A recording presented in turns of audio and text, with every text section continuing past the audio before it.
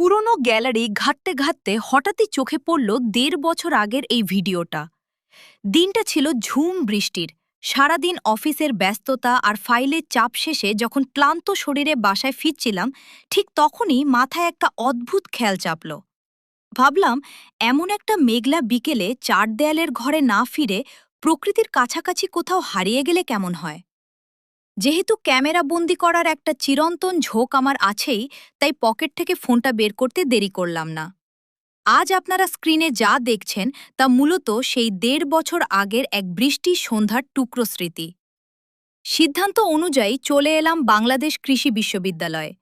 বৃষ্টির দিনে এই ক্যাম্পাসের রূপ যে কতটা মায়াবী হতে পারে তা হয়তো এখানে না আসলে বিশ্বাস করা কঠিন। বিশেষ করে এই রাস্তাটা দেখুন একবার। দুপাশে সবুজের মেলা আর বৃষ্টির ছোঁয়ায় ভেজা এই পথটা যে কারো হৃদয় কেড়ে নেওয়ার জন্য যথেষ্ট। বিকেলের আলো ফুরিয়ে যখন সন্ধ্যা নামছিল, চারপাশের পরিবেশটা এক অদ্ভুত শান্ত আর স্নিগ্ধ রূপ ধারণ করেছিল।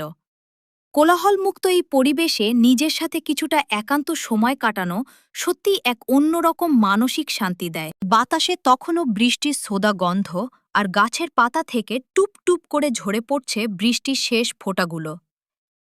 ক্যাম্পাসের এই শান্ত পরিবেশ যেন এক লহমায় সারাদিনের সব ক্লান্তি ভুলিয়ে দিচ্ছিল।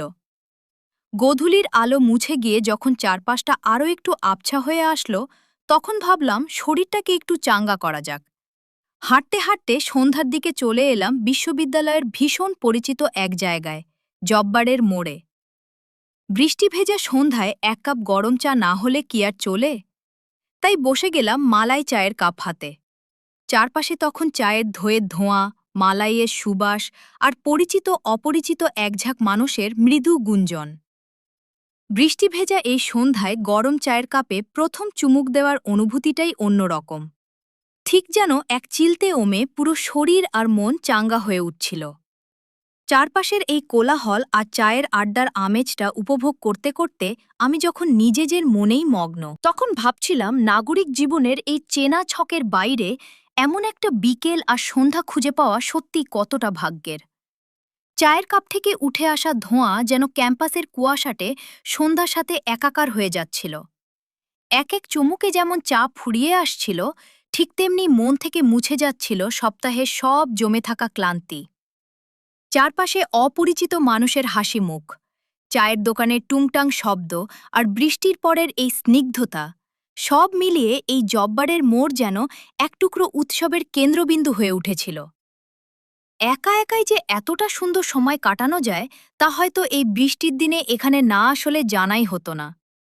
১.৫ বছর আগে সেই বৃষ্টি ভেজা বিকেল, কৃষি বিশ্ববিদ্যালয়ের সেই মায়াবী পথ আর মালাই চায়ের ওম আজও এই ভিডিওটার মতোই আমার মনে একদম তাজা রয়ে গেছে। কিছু বিকেল আসলে এভাবেই ফুরিয়েও ফুরায় না, স্মৃতির পাতায় আজীবন বন্দী হয়ে থাকে। পায়ের কাছে খুব মৃদু একটা স্পর্শ অনুভব করলাম। নিচে তাকিয়ে দেখি এক জোড়া মায়াবী চোখ বড় বড় করে আমার দিকে তাকিয়ে আছে। চায়ের কাপটা ঠোঁটের কাছে নিতে গিয়েও আমি থমকে গেলাম। হুট করেই টেবিলের পাশে এসে হাজির হলো এই আদুরে বিড়ালটা। সে যেন কোনো এক রাজকীয় ভঙ্গিতে আমার সামনে এসে দাঁড়াল। ভারী মিষ্টি আর লক্ষ্মী একটা বিড়াল। তার সাথে কাটানো বাকি সময়টা কিভাবে যে চোখের পলকে কেটে গেল টেরই পেলাম না।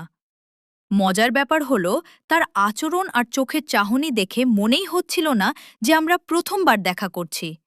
ঠিক যেন কত জনমের চেনা। মানুষ যেমন পুরনো বন্ধুকে দেখে আদর খোঁজে, সেও ঠিক তেমনি আমার কাছে আসলো, একটু গা ঘষল। তার আচরণে মনে হচ্ছিল যেন সে আমাকে খুব ভালো করেই চেনে। অফিসের ক্লান্তি, বৃষ্টির দিনের একাকিত্ব, সবকিছু যেন এই ছোট্ট একটা প্রাণীর ভালোবাসায় এক মুহূর্তে উধাও হয়ে গেল।